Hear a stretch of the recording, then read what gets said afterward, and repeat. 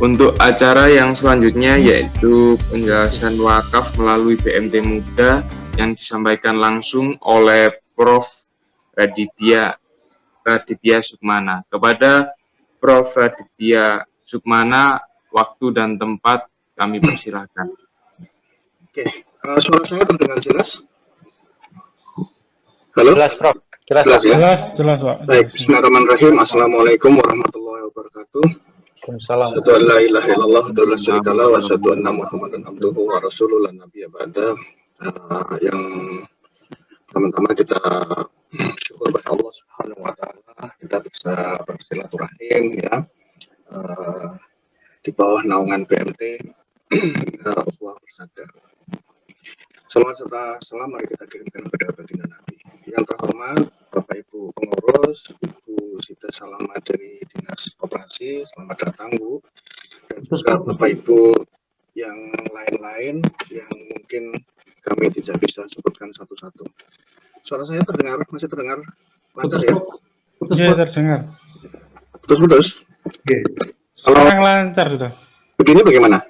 Sedikit lancar. Ya, ini sudah mulai. Ini lebih baik ya? Ya. Betul. Tadi ada saya nggak pakai tadi. Saya pakai mic-nya dari laptop. Baik. Alhamdulillah kalau sudah terdengar jelas ya. Bapak Ibu sekalian, jadi saya diminta untuk bicara tentang wakaf uang ya. Wakaf uang sebagai salah satu hal penting yang ada di koperasi. Nah, dalam waktu yang singkat ini, izinkan saya untuk memulai presentasi ini dari video dulu, yang kemudian nanti kita akan bahas apa isi video itu untuk kita semua. Monggo operator. Baik, Bapak Ibu sekalian, jadi cerita tadi itu menarik sekali untuk kita renungkan, ya. Kenapa? Karena dengan wakaf yang tadi dari Utsman bin Affan itu bisa menghancurkan keserakahan, ya. Yahudi tadi kan serakah. Kenapa serakah? Yang dia jual itu adalah barang yang dihargai awalnya berapa tadi? 20 atau 30 dirham tadi. Itu adalah barang-barang yang dibutuhkan publik. Artinya barang yang bermanfaat ya untuk publik, tapi dia jual dengan harga mahal yang ujung-ujungnya adalah menyusahkan masyarakat setempat ya. Tadi dijelaskan ada Rasulullah yang kemudian memberikan nasihat dan kemudian direspon dengan baik oleh Utsman bin Affan dan kemudian membeli separuh dari sumur tersebut. Kalau kita lihat di sini, tentunya Utsman bin Affan ya itu tergerak karena ada pahala ya, dan kemudian ketika dia sudah membeli sumur tersebut walaupun separuh-separuh ya, separuh itu maksudnya hari ini dia Utsman bin Affan, terus kemudian besoknya Yahudi dan lain sebagainya. Ketika masanya dia itu, dia sebetulnya bisa untuk memberikan bayaran, bukan memberikan bayaran, menarik bayaran kepada masyarakat, walaupun harganya lebih rendah dari Yahudi. Mestinya bisa, tetapi itu tidak dilakukan. Apa artinya? Artinya di sini jelas bahwa Utsman bin Affan, orang yang kaya raya, itu ingin memberikan yang terbaik untuk masyarakat. Nah, ini perlu digarisbawahi ya. Cerita tentang itu terjadi 1400 tahun yang lalu ya. 1400 tahun yang lalu ya, dari sumur yang ada di Madinah, itu lokasinya di Madinah itu. Kemudian berkembang ya. Kemudian dari generasi ke generasi, sumur itu kemudian digunakan, air dari sumur itu digunakan untuk mengairi perkebunan yang ada di Madinah. Perkebunan itu kurma, kelapa sawit, gitu ya. Yang kemudian hasil dari panen kurma kelapa sawit itu dijual business as usual. Maksudnya business as usual itu ya dijual kalau kurmanya bagus ya, kualitasnya bagus, dijual dengan harga mahal. Ya. Nah, kemudian profit dari penjualan kurma dan kelapa sawit itu, sejarah menunjukkan bahwa profitnya itu disimpan dengan baik sampai kemudian zaman Turki Utsmani, yaitu 1300, 1400, 500 sampai dengan kehancuran Turki 1900-an. Ya, itu tersimpan baik ya, secara administrasi. Setelah terkumpul banyak ya, maka kemudian akumulasi dari profit-profit tersebut. Ingat ya, profitnya ini adalah dari penjualan perkebunan kelapa sawit dan kurma itu yang dialiri oleh air dari sumur tersebut. Ya. Oke, akumulasi dari profit yang tersimpan di suatu lembaga tersebut itu kemudian dirupakan suatu bangunan. Nah, ini yang mau saya tunjukkan. Bentar ya. Ini bukan foto saya, tapi ini foto dari kolega dekat saya, Bapak Irfan Saukibaik. Ya, temannya Bu Sohrul, temannya Pak Rahmat, temannya Pak Udaifa. Saya sudah minta izin beliau untuk saya gunakan foto ini untuk ceramah-ceramah saya di tentang wakaf. Kenapa saya menunjukkan ini? Foto sebelah kiri itu adalah foto persis di sebelah sumur di cerita tadi itu. Itu dipagari, ya, karena memang mungkin masalah privasi. Tapi disitulah sumur yang dibeli oleh Utsman bin Affan. Ya. Nah, apa gambar yang sebelah kanan? Yang sebelah kanan ini adalah Pak Irfan itu berdiri dengan keluarganya ya, berdiri di depan bangunan hotel yang kemudian hotel itu dibiayai dari akumulasi ya profit yang saya jelaskan tadi yang tersimpan dengan baik oleh suatu institusi. Coba Bapak Ibu lihat dari papan di sini. Owner Utsman bin Affan. Ini Utsman bin Affan siapa? Ini tidak lain Utsman bin Affan sahabat Rasulullah. Bayangkan, 1400 tahun yang lalu itu sudah dimulai sampai dengan sekarang. Dan kita bisa melihat tulisan Utsman bin Affan sebagai owner atau sebagai wakif. Ya. Apa yang bisa kita pelajari dari sini Bapak Ibu? Ini bisa terjadi karena wakaf. Wakaf itu cirinya adalah tidak boleh habis. Sampai kapan? Sampai kiamat. Bukan sampai dengan orang itu meninggal. Tapi sampai dengan kiamat. Ya. Apa yang kemudian kita sebagai orang biasa, ya, ketika mendengarkan cerita saya tadi, melihat bahwa ini ownernya Utsman bin Affan dengan bangunan ini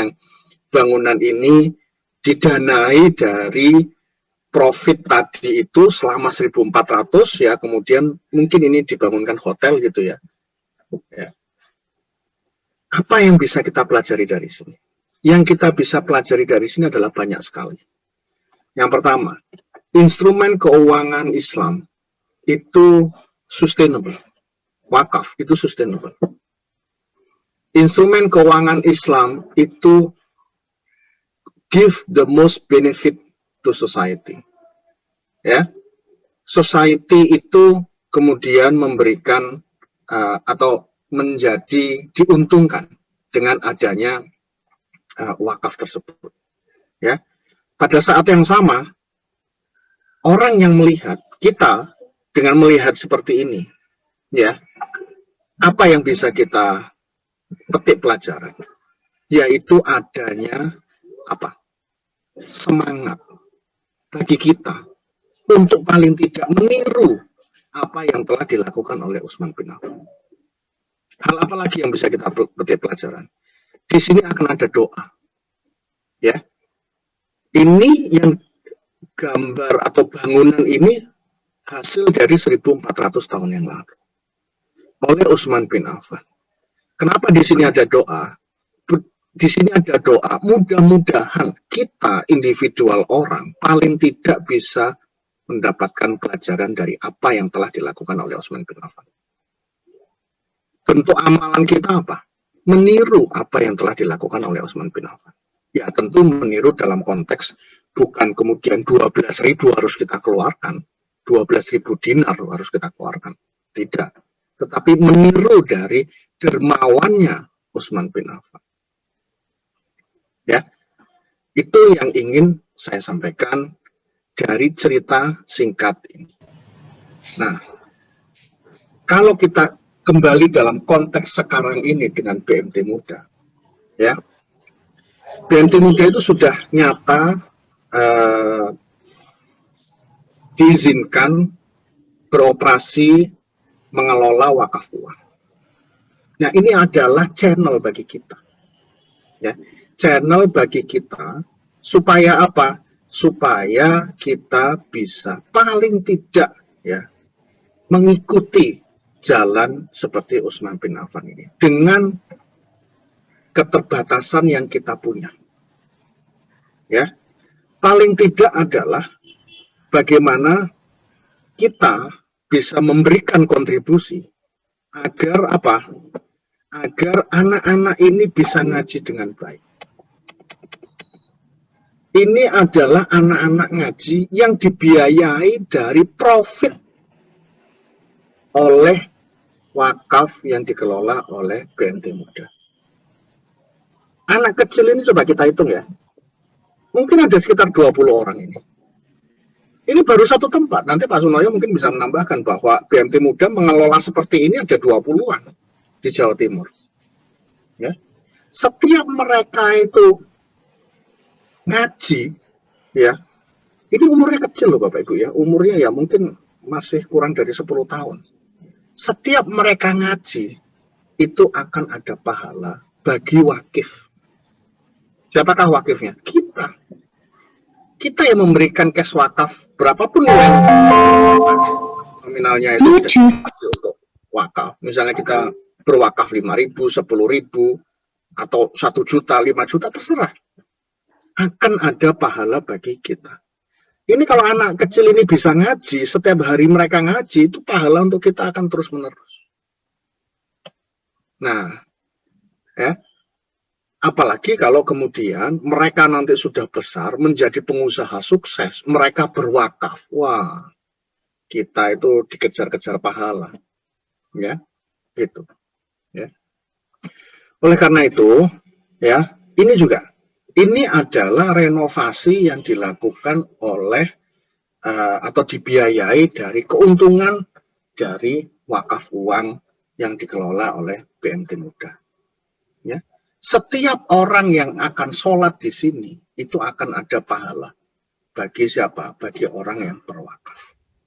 Oleh karena itu, ya, saya mengajak kepada diri saya sendiri dan juga kepada Bapak Ibu untuk paling tidak adalah menjadi orang yang bisa mensosialisasikan wakaf uang kepada siapa? Kepada siapa saja yang ditemui Bapak Ibu semuanya untuk mau berwakaf uang, paling tidak adalah ke BMT Muda.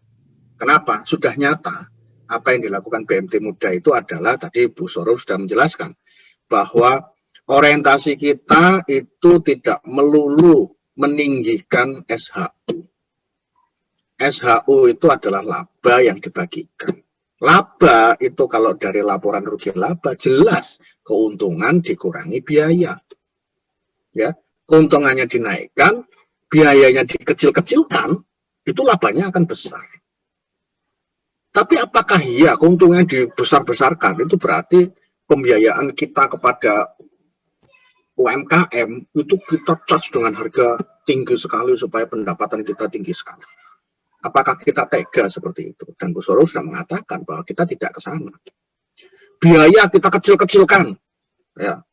Supaya apa? Supaya profit kita besar. Biayanya kita kecil-kecilkan.